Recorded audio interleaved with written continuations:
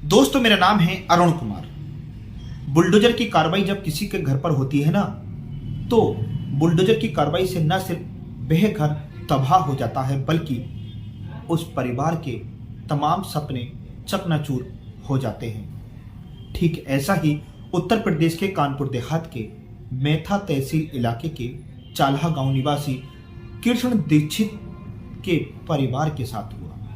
कृष्ण गोपाल दीक्षित, जिन पर आरोप है कि उन्होंने गिराम समाज की भूमि पर कब्जा कर रखा था, और पुलिस प्रशासन की टीम बुलडोजर लेकर जब उनके घर को ढहाने पहुंचती है, तो उसी दौरान उनकी पत्नी प्रेमला दीक्षित और बेटी नेहा दीक्षित की जलकर मौत हो जाती है।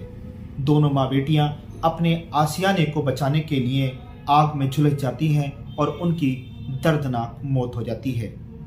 कृष्ण गोपाल दीक्षित, जो प्रेमला दीक्षित के पति हैं, वह अपनी पत्नी और बेटी को बचाने के लिए तमाम जद्दोजहद करते हैं, लेकिन आग में वह भी झुलस जाते हैं, लेकिन अपनी बेटी और पत्नी को नहीं बचा पाते और अपनी आंखों के सामने अपनी बेटी और पत्नी को जिंदा जलते हुए देखते हैं। उनकी आंखों से आंसू और बेबसी साफ दिखाई दे रही थी। तस्वीरें जिस तरह से सामने आई, उसे देखकर हर किसी के मन में कहीं ना कहीं आहा निकल रही होगी और हर कोई दर्द से बिलबिला रहा होगा, क्योंकि घटना ही इतनी दुखद थी। बहरहाल, घटना के बाद प्रदेश में सियासत गर्मा गई।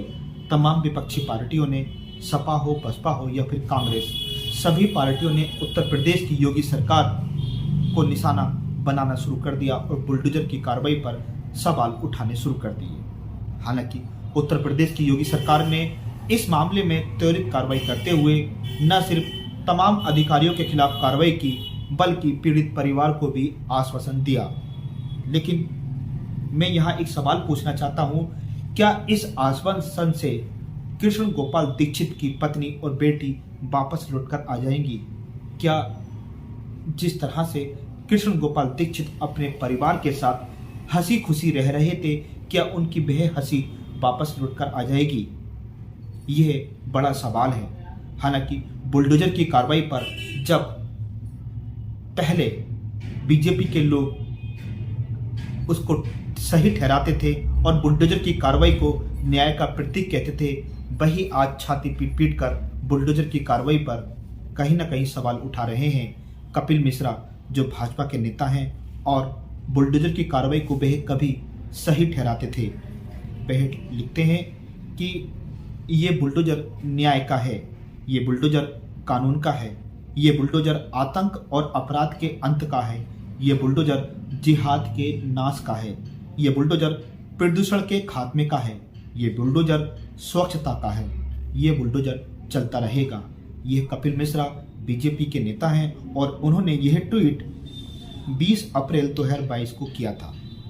यह ट्वीट उस समय का है जब लगातार मुसलमानों के खिलाफ बुलडोजर की कार्रवाई की जा रही थी। तब यही कपिल मिश्रा बुलडोजर की कार्रवाई को सही ठहरा रहे थे और इसे न्याय और कानून का प्रतीक बता रहे थे। लेकिन कानपुर घटना के बाद कपिल मिश्रा के सुर बदले। हालांकि उन्होंने यहाँ पर बुलडोजर का जिक्र नहीं किया, बल्कि अफसरशाही पर सवाल उठाए। कपिल मिश्रा का ये ट्वीट 14 फरवरी 2023 को आता है, जिसमें वह लिखते हैं कि कानपुर में जो हुआ वो नृशंस हत्याकांड से कम नहीं। जिम्मेदार अफसरों के साथ वही सलूक होना चाहिए जो हत्या के अपराधियों के साथ किया जाता है। यानी कि पहले कपिल मिश्रा बुलडोजर की कार्रवाई को न्याय एवं कानून के रूप में देख रहे थे और लगातार बुलडोजर की कार्रवाई जब मुसलमानों पर की जा रही थी तो वह इस तरह के ट्वीट कर रहे थे। लेकिन कानपुर घटना के बाद इन्होंने इस घटना को नृशंस हत्याकांड करार दिया, लेकिन यहाँ उन्होंने बुलडोजर का जिक्र नहीं किया। वहीं अश्वनी दुबे, जो पैसे से अधिवक्ता हैं, उन्होंने कानपुर देहात की डीएम नेहा जैन की एक वीडियो जो इस घटना से एक दिन पहले की बताई जा रही है, उसको ट्वीट करते हुए उन्होंने लिखा है कि मंच पर थिरक रही महिला कोई और नहीं बल्कि कानपुर देहात की डीएम नेहा जैन हैं। यह वही महिला अफसर हैं जिन्होंने उस गरीब माँ बेटी को मिलने का समय नहीं दिया, जिन्होंने अपनी झोपड़ी तोड़े जाने के डर से खुद को जलाकर मार डाला। योगी आदित्यनाथ जी न्याय कीजिए। इस घटना के बाद उत्तर प्रदेश की योगी सरकार अब विपक्षियों के निशाने पर आ गई है। हालांकि मैं आपको बता दूं, उत्तर प्रदेश की योगी सरकार ने जब बुलडोजर की कार्रवाई की जा रही थी तो उन्होंने अधिकारियों को स्पष्ट निर्देश दिए थे कि पेशेवर माफिया, दुर्दांत अपराधी और माफिया की अवैध संपत्ति पर ही बुलडोजर चलाया जाए, लेकिन किसी गरीब की झोपड़ी और दुकान पर बुलडोजर न चलाया जाए। लेकिन कानपुर देहात में जिस तरह से एक गरीब के आशियाने को ढा दिया जाता है, बुलडोजर की कार्रवाई से ढा दिया जाता है, और इस दौरान एक गरीब ब्राह्मण की पत्नी और बेटी की जलकर मौत हो जाती है, ये कई सवाल पैदा करती है। हालांकि उत्तर प्रदेश की योगी सरकार ने इस घटना के बाद वहां के एडीएम सहित तमाम अधिकारियों के खिलाफ कार्रवाई की है और उनको निलंबन करते हुए न सिर्फ उनके खिलाफ सख्त कदम उठाया है, बल्कि परिवार को आर्थिक मदद का और न्याय का भरोसा दिलाया। लेकिन जिस तरह से कृष्ण गोपाल दीक्षित की पत्नी और बेटी की जलकर मौत हो जाती है, ऐसे में कृष्ण गोपाल दीक्षित के मन में भी कई सवाल उठ रहे होंगे, जैसे कि मेरे मन में भी इस समय तमाम सवाल उठ रहे हैं। एआईएमआईएम प्रमुख असदुद्दीन ओवैसी भी बुलडोजर की कार्रवाई पर कई बार सवाल खड़े कर चुके हैं और वह यहां तक कह चुके हैं कि यूपी के मुख्यमंत्री अब उत्तर प्रदेश के चीफ जस्टिस बन चुके हैं। वो अब फैसला करेंगे कि किसका घर तोड़ना है। ओवैसी ने यही नहीं रुके और ओवैसी ने यह भी कहा कि उत्तर प्रदेश में कोर्ट और अदालतों में ताला लगा देना चाहिए और जजों को कह देना चाहिए कि वो कोर्ट में नहीं आए, क्योंकि अब अदालत की कोई ज़रूरत नहीं है। ये फैसला तो सीएम योगी खुद करेंगे कि आखिर मुलजिम कौन है।